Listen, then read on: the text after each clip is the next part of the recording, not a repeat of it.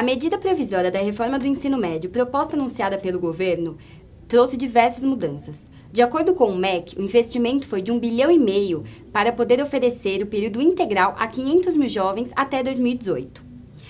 Disciplinas como, por exemplo, Sociologia e Filosofia passarão a ser optativas, o que vem causando muita polêmica. Para falar sobre essa e outras questões, estamos recebendo aqui hoje, no nosso estúdio, a diretora do Cinesp e também professora da rede pública, Norma Lúcia Andrade dos Santos. Obrigada pela sua presença. Eu que agradeço o convite. A nossa repórter Bianca Lee foi até uma escola da rede pública na Zona Sul de São Paulo para conversar com alunos e professores e saber a opinião deles sobre essa nova reforma. A nova reforma do ensino médio prevê mudanças na grade horária e nas disciplinas. Algumas matérias que antes eram obrigatórias passarão a ser opcionais. Isso afeta tanto escolas particulares quanto as públicas.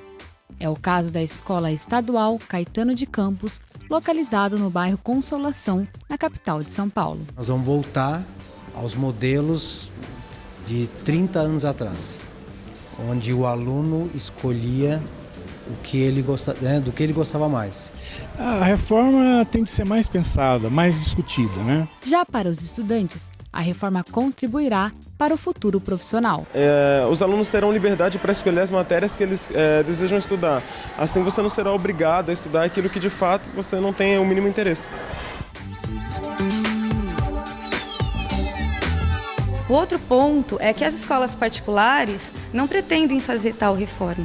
E o vestibular, também, até onde se sabe, não deve ser mudado. E aí, se eu tenho alterações, eu acabo aumentando ainda essa diferença e contribuindo para essa desigualdade ficar ainda maior. Atualmente, a carga horária nas escolas do ensino médio é de 800 horas. Segundo o presidente Michel Temer, ao portal G1, o período escolar deverá ser ampliado para 1.400 horas anuais por um período de 5 anos. É com você, Vanessa Baitzer. A respeito das escolas públicas, como vimos na reportagem, Norma, você acha que as escolas públicas elas estão estruturalmente preparadas para receber essa reforma? Eu acredito que não. Nós temos problema sério. Vou dar exemplos do que aconteceu em São Paulo, né, no estado de São Paulo, principalmente aqui na capital. Vários alunos ingressantes no ensino médio foram desativados laboratórios, sala de leitura, para você poder colocar os alunos, dar acesso a eles em sala de aula. Então, você tira a estrutura mínima, como laboratório, sala de leitura, para esses espaços se tornarem sala de aula.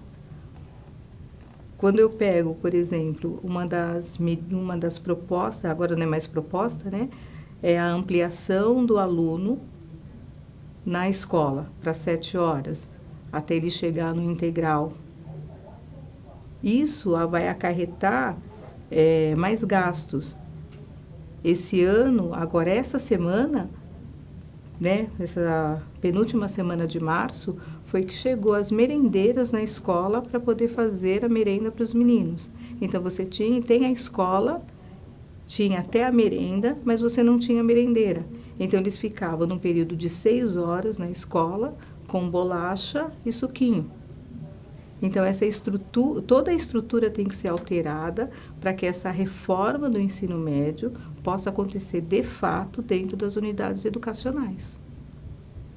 E também, para poder acontecer essa reforma e esse projeto entrar realmente em vigor, você acredita que, por exemplo, sociologia e filosofia, que são matérias super importantes, que agora vão ser opcionais, vai trazer, não vai ser positivo para o aluno, para a formação do aluno? Eu acredito assim, sempre se pediu um aluno crítico, um aluno que tivesse condições de pensar, analisar, né? Quando você tira essas disciplinas, filosofia, sociologia, artes, que é muito importante, e você não dá ênfase a isso, qual é a formação que você quer de fato? Como que esses meninos vão se formar?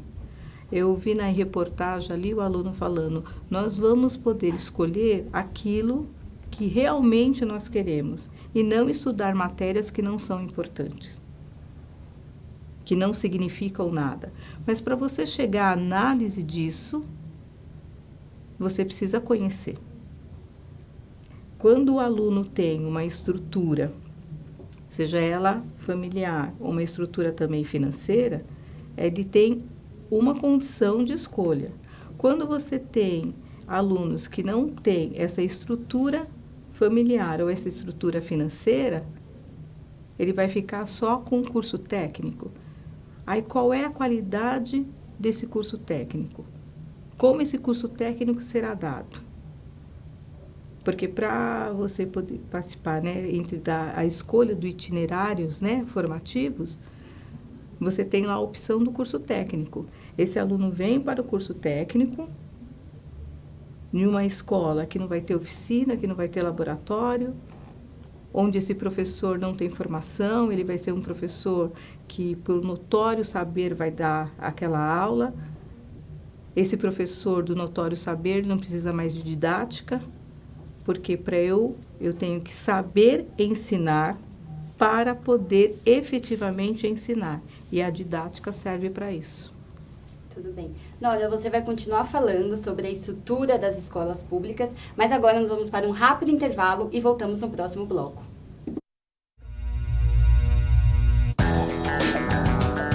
Olha que prédio enorme. Nele vivem centenas de pessoas. Você conseguiria projetar uma obra como essa? E que tal este prédio? Lindo, não é? Mas não basta ser bonito. Tem de dar conforto às pessoas. Você sabe como fazer isso? Casas, prédios. Para você morar ou trabalhar neles, eles precisam ser projetados. Tem que fazer cálculos, desenhos, prever os materiais. Você seria capaz de fazer isso? Um arquiteto, sim. Em um curso de arquitetura, você tem aulas de sistemas construtivos, paisagismo, conforto ambiental, estética e muitas outras. Você aprende a unir criatividade e ciência para melhorar a vida das pessoas. Mackenzie, há 140 anos formando gente que vai mudar o mundo. Estamos de volta com o programa Papo.com e hoje estamos falando sobre a nova reforma do ensino médio. E para conversar com a gente sobre esse assunto, estamos recebendo aqui no nosso estúdio a diretora do Cinesp e também professora da rede pública, Norma Lúcia Andrade dos Santos. Norma, como a gente estava falando no bloco anterior sobre a estrutura das escolas da rede pública, como que começou? Porque em 2013... esse projeto, ele começou a tramitar no governo, mas ele não foi aprovado. Ele só veio a ser aprovado agora. Conta um pouquinho para a gente, como foi esse histórico? Em 2013, esse projeto chegou, mas ele não teve muita ênfase. Ele chegou lá, ficou parado e não houve... ele não foi para frente. Em 2015, teve aí uma vontade política dele sair um pouquinho, começar a tramitar, mas também não ocorreu. Em 2016, aí ele, no segundo semestre, ele veio com carga total, né?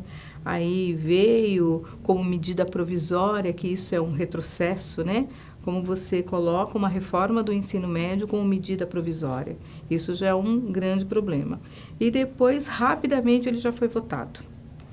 E quando a gente conversa com alguns especialistas, né, ou faz a leitura de alguns textos, uns dizem, foi amplamente debatido. Mas onde que foi esse debate? Onde esse debate aconteceu? Porque nas escolas esse debate não chegou. Foi feito pela academia, só pelos especialistas, porque no chão da escola que a gente fala, né, esse debate não chegou. Então, para a grande maioria dos professores, essa reforma chegou de uma hora para outra.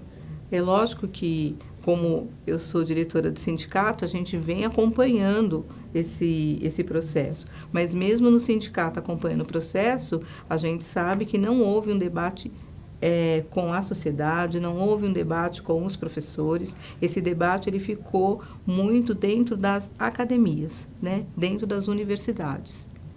E você, como professora, como que você vê Quais são os lados positivos e negativos que você vê dessa reforma? E quando que ela vai começar? Então, os governos estaduais, eles têm um período para implantar isso de fato dentro das unidades educacionais, dentro dos seus sistemas de ensino. Só que junto com a reforma ela foi, né? Agora ela está aí pronta, mas você tem também agora a questão da Base Nacional Comum Curricular, que ela tem que ser votada para que ela caminhe junto com a reforma. Então, você precisa aí esperar. O governo está dizendo que em 2017 essa base curricular será votada. Ela será votada. E os governos têm a partir de 2018 para começar a implantar isso. Só que a gente percebe, assim, né, como que vai ser implantado, qual a estrutura disso. Porque quando a gente fala, pensando no estado de São Paulo, que é extremamente diferente, né? Você pega, por exemplo, uma clientela da Vila Mariana. Tem uma diferença muito grande com uma clientela, por exemplo, da cidade de Tiradentes. Se a gente pensar até em questão de expectativa de vida, onde uma mulher na Vila Mariana, a expectativa de vida chega até quase 80 anos, e na cidade de Tiradentes, que é mais ou menos uns 20 e poucos quilômetros de distância, a expectativa de vida de uma mulher chega a 57 anos, a gente sabe que não é a mesma forma nem do mesmo jeito. Então, como que eu vou fazer esses meninos e meninas estudarem? O que vai ser dado para os bairros mais carentes, os mais pobres? Porque na hora que ele vai escolher os itinerários formativos, muitos meninos da periferia vai acabar optando pelo técnico.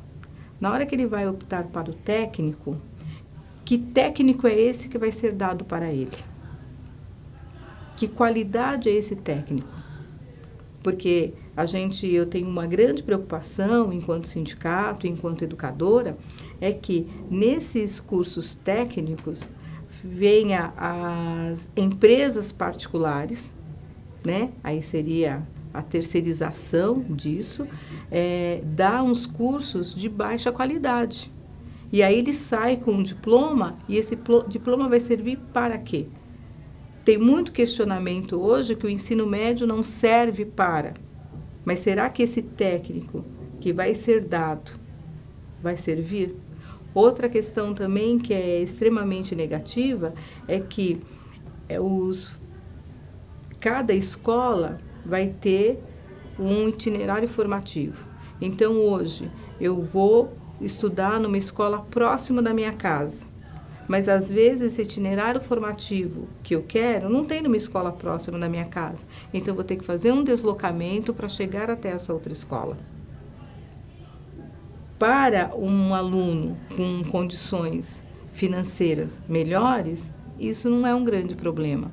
Para aluno com condições financeiras, sem condições financeiras, para ele será um grande problema.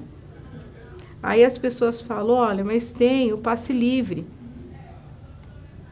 Muitas vezes o menino estuda de manhã e ele sai à tarde e já vai trabalhar com 16 anos porque ele necessita já de estar ajudando a sua família. Então, não dá para tudo. Norma, o nosso tempo está acabando, o nosso programa está chegando ao final. Então, eu gostaria muito de agradecer a sua presença aqui no nosso programa, por ter conversado com a gente, ter esclarecido as dúvidas dos nossos telespectadores também. O Papo.com acaba por aqui, te espero no próximo programa.